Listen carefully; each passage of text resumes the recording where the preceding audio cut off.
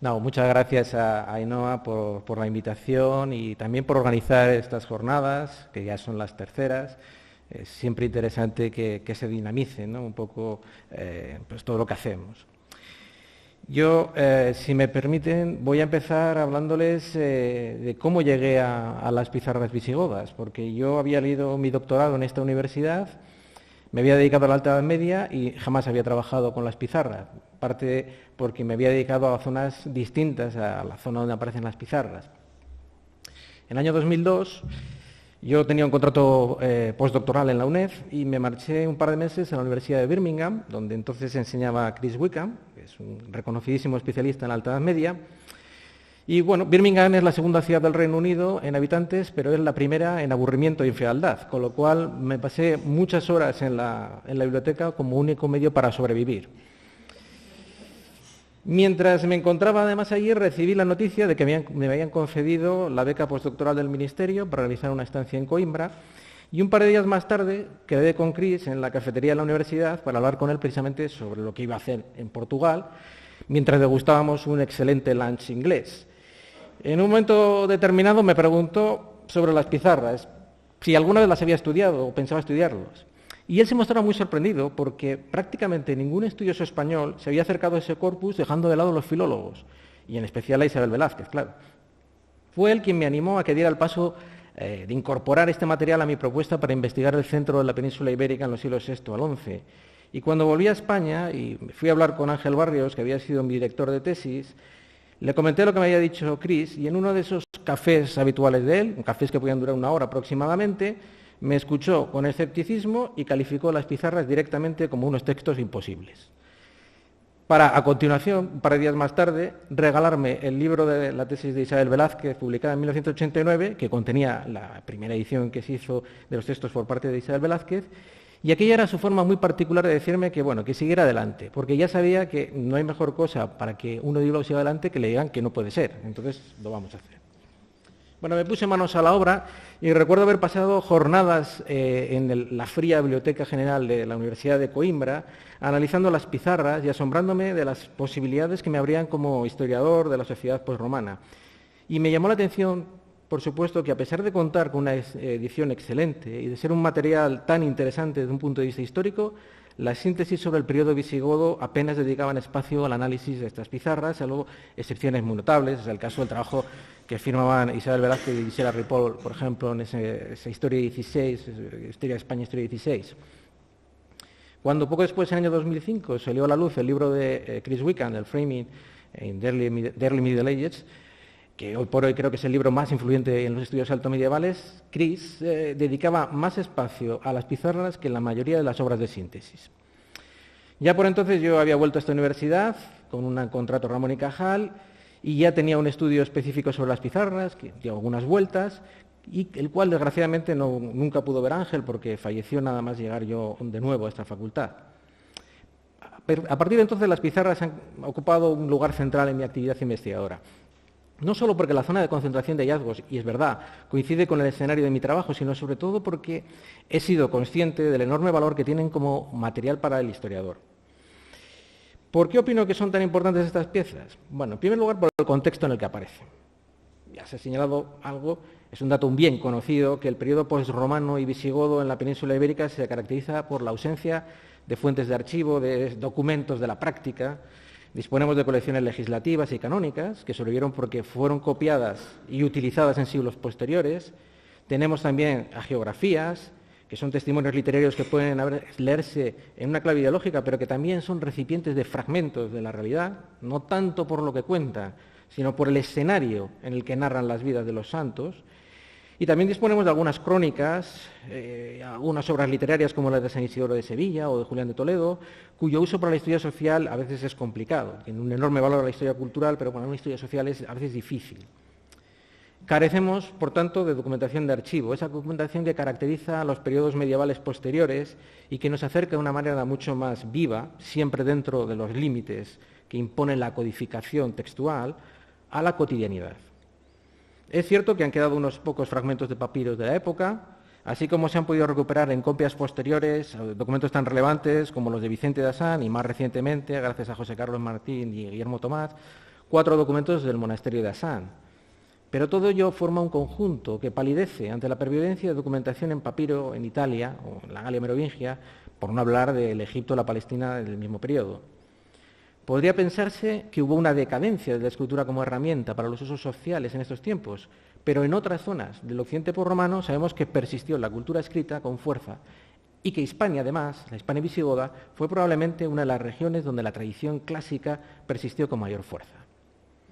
La causa de esta ausencia es la conquista musulmana, pero no porque unos pérfidos invasores acabasen con los archivos, sino porque las instituciones que habían podido conservar la memoria de sus archivos interrumpieron, a veces de manera inmediata, otras después de varias generaciones, su existencia. Y también porque buena parte de los derechos recogidos en la documentación habían quedado obsoletos, ya que provenían de una autoridad inexistente, el rey visigodo, y no de la de los emires, califas o reyes andalusíes. A ello se sumó la dificultad ya conocida de que los archivos de las familias laicas, que pudieron perfectamente haber existido, como se sabe, para otras zonas, sufrieron los vaivenes de la difícil perpetuación del grupo familiar a lo largo del tiempo, cual siempre ha hecho casi imposibilitado que perduren estos archivos. Solo pervivieron aquellos conjuntos documentales que resultaban útiles, como las colecciones de leyes y de cánones. Por cierto, en muchas ocasiones estas últimas con glosas en árabe, porque para muchos cristianos andalusíes el latín era una lengua tan inextricable como el latín lo es hoy también para nuestros estudiantes. Las reconstrucciones historiográficas han dependido de esa información y se han escrito miles de páginas, tomando como punto de partida estos datos, estas fuentes.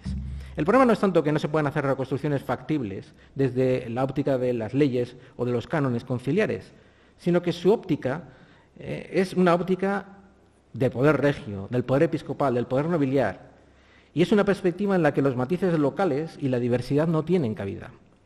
No es mi intención en absoluto desechar estas fuentes, al contrario, sigo pensando que son muy valiosas, pero haciendo una analogía histórica, se trata de una situación semejante a si dentro de 1500 años los historiadores solo tuviesen, para conocer nuestro presente del siglo XXI, el Código Civil y las sesiones del Parlamento. No sé qué iban a pensar de nosotros, pero bueno. En este panorama, las pizarras visigodas, y me refiero sobre todo a las escritas, nos acercan a los aspectos de la vida de la época, nos ofrecen algunas pinceladas, siempre ya he dicho con las limitaciones, que son obvias, sobre el funcionamiento de las sociedades locales más allá de la imagen que buscan proyectar los actores que se movían en el escenario de la autoridad central. En segundo lugar, la importancia de las pizarras radica en que se alejan de otros corpora de documentos de la práctica del periodo posromano. Ya he señalado cómo la mayoría de sus textos son papiros que se han podido conservar en los archivos de algunas instituciones eclesiásticas. En el caso de Italia, hasta los pergaminos de la sede de Lucca del siglo VIII, los papiros de Rávena constituyen uno de esos interesantísimos bloques de información. Pero Rávena era la sede del poder imperial del siglo V y más tarde la capital del exarcado bizantino. Sus documentos nos muestran una realidad donde pervivían con fuerza tradiciones urbanas y modelos de territorialidad y de gestión directamente asociados a la romanidad. El riesgo de la metonimia histórica, de tomar la parte por el todo, es evidente, ya que pensar que Rávena es un buen punto de partida para conocer la sociedad posromana en su conjunto supone obviar esa fortísima diversidad a la que ya he hecho referencia. En cuanto a los papiros de época merovingia, nos encontramos con problemas idénticos. En su mayoría son documentos regios, de una gran solemnidad, y en los que se ceden bienes muy importantes cuando no se trata de fundaciones monásticas. No debe olvidarse que, a pesar de la pésima imagen que desde los carolingios se ha dado a los monarcas merovingios, estos eran posiblemente los reyes más poderosos del occidente posromano. A ello se añade que geográficamente los documentos se concentran en Neustria y en menor medida en Austrasia, es decir, que regiones enteras como Aquitania prácticamente no tienen ejemplares.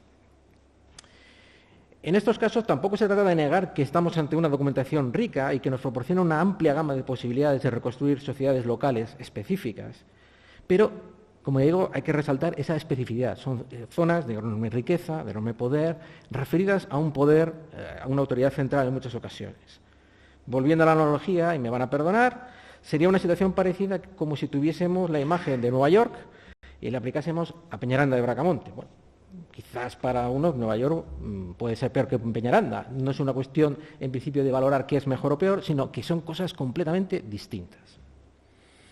La diferencia con respecto a las pizarras es que éstas aparecen en una sociedad emplazada en la periferia, entendiendo por periferia que es una zona que está alejada de los centros de poder. La zona de concentración, que ya se ha señalado, es un área que en estos siglos, como en la actualidad, no es precisamente un lugar de gran relevancia política, económica o social dentro del conjunto peninsular. Esta distancia con respecto a los grandes centros del poder político y económico las convierte en un testimonio insustituible que permite dotar de mayor diversidad a nuestra reconstrucción del pasado posromano.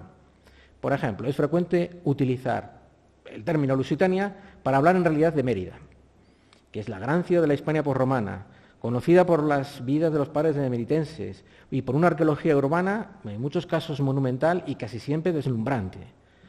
En cambio, en las fronteras de la Lusitania, dentro de la misma Lusitania, también está la región donde se concentran las pizarras, y las coordenadas sociales, económicas, políticas, son muy distintas que las que podemos ver en Mérida. Mérida no es Diego Álvaro. En vano buscaremos aquí una basílica de Santa Eulalia o un líder urbano al estilo de Masona. Pero ¿de qué nos hablan estas pizarras? ¿Qué es lo que para mí, como historiador social, me llama la atención? Me considero que es un material interesante a pesar de su complejidad. Bueno, hay una gran pluralidad de informaciones, siempre desde un prisma local muy concreto. Por ejemplo, tenemos evidencias sobre la propiedad de la tierra y su gestión, en una época en la que la propiedad de la tierra es probablemente el punto de partida de cualquier reconstrucción sobre la sociedad. Y es una propiedad que se mueve en una escala muy local, muy distinta a la del Rávena o a los monasterios merovingios, pero también distinta de la que puede disfrutar Vicente de Asán en la segunda mitad del siglo VI, en el Valle del Ebro y los Pirineos. Otro aspecto, sin duda, también muy debatido, porque fue una de las primeras aportaciones que yo realicé, se señala la posibilidad de vislumbrar en estos textos contenidos de carácter tributario, a través de a través de los pagos de pequeñas cantidades por parte de un alto número de individuos, de estatus diferentes, o por la mención a pagos específicos, como las angarias, entre otros elementos. Una tributación que era muy relevante para los grupos de poder locales, pero que se hallaba, como en el resto de la Europa posimperial, en retroceso, ante los cambios en la organización de las estructuras políticas y del patronazgo regio. El Reino de Toledo, como ha señalado Charo Valverde, mantuvo una ideología fiscal, y esta seguía siendo central en la legitimación de la autoridad, pero para el siglo VII la realidad se alejaba de un reino fiscalista. Puede compararse la información de las pizarras con los documentos recientemente sacados a la luz y procedentes del monasterio de Asán, donde los reyes visigodos aparecen entregando grandes elementos fiscales al cenobio. Es posible que en el entorno de las pizarras se hubiese dado en realidad un proceso de apropiación previa de elementos fiscales de rango local en beneficio de unas élites locales que fueron las protagonistas del devenir de las tierras meseteñas hasta la afirmación del poder visigodo con Leovigildo. Como consecuencia, aquí no se podían entregar grandes bloques de tributación, simplemente porque los reyes no los tenían. A cambio, estas prácticas fiscales locales pudieron ser un instrumento de primer orden en la configuración del dominio social posromano en el suroeste de la meseta del Duero. También pueden desentrañarse datos sobre la producción, sobre todo sobre la ganadería, como ya en su momento señaló García Moreno. La preponderancia de la ganadería frente a la escasez de datos sobre cultivos puede ser una consecuencia de la orientación económica específica de la región, pero otros datos, como los palinológicos, les revelan el avance de los pastos en este periodo. Las pizarras muestran la presencia de rebaños mixtos, una estrategia que se amoldaba a la necesidad de minimizar riesgos, característica de lógicas económicas campesinas. Pero además también se habla de peajes, hay un acuerdo spitium, es decir, se pone de relieve la presencia de una compleja red de relaciones establecida en torno a la ganadería. En este sentido, el auge ganadero parece haber sido un dato relativamente generalizado, aunque esto siempre es matizable, en zonas del occidente europeo, para algunos como consecuencia de la necesidad de adaptarse al cambio climático que se verificó a partir del siglo IV. Esto es una explicación que ahora está muy de moda. De hecho, acaba de salir un libro, la traducción de un libro, sobre cómo el fin de Roma fue por una catástrofe climática. Bueno, una razón más para apuntar a las 500.000 que se han dado. O quizá, y esta es mi opinión, la ganadería tuvo un auge por su adaptación a los nuevos ciclos económicos abiertos tras el colapso de las redes de intercambio romanas. Lo que no implica negar, y eso no lo voy a desechar, algún tipo de influencia del clima, pero luego no algo inmediato y automático. Las pizarras igualmente son un instrumento para conocer mejor cómo actuaba el poder político. Ya se han dicho aquí que varias de ellas estaban datadas por los reyes visigodos, mencionan algunos de ellos, pero es muy significativo que no hay ningún cargo oficial que figure en las fuentes legislativas y que aparezca al final en las pizarras. Solo aparecen vicari, etcétera, no aparecen cómetes, no aparecen tiufadi, etcétera. Esta ausencia es un indicio de cómo la autoridad visigoda se plasmaba más allá de la burocracia y se identificaba con los poderes locales. También podemos estudiar pleitos, la religiosidad, etcétera, etcétera. Muchos temas. No quiero olvidar tampoco cómo las pizarras pueden entenderse como una muestra de la literacy, es decir, de la cultura de lo escrito y de su uso. Aunque soy muy escéptico con respecto a posturas sobre la democratización de la cultura, en época tardorromana, creo que la persistencia de estas prácticas muestra la importancia que seguía teniendo la palabra escrita en ámbitos periféricos. Una situación que no implicaba necesariamente la presencia masiva de individuos con conocimientos extensos de escritura, pero sí de algunas gentes, que en un ambiente como lo que podría ser Diego Álvaro, eran capaces de utilizar la tecnología del escrito, precisamente porque era necesaria para estas sociedades.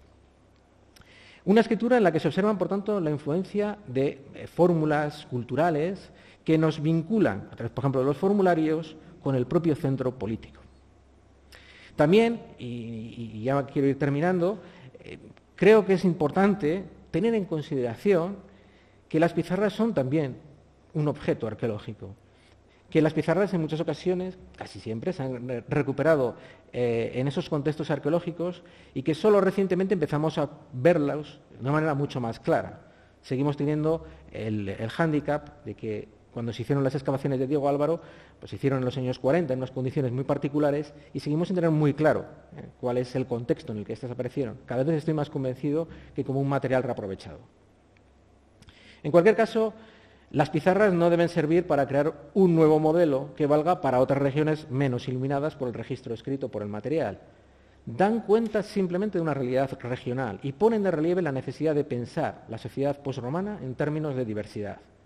Los datos pueden compararse sin salirse de Hispania con los que poseemos de Mérida, o en el Valle del Ebro, o en el Bierzo, y el resultado serán combinaciones sociales diferentes dentro de unos patrones generales comunes.